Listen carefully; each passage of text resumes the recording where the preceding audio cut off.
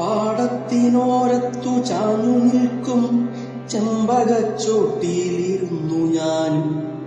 ഓർമ്മയിൽ പൂത്തൊരാ ചെമ്പകപ്പൂവിന്റെ ഗന്ധം മനസ്സിൽ നിറഞ്ഞ നേരം.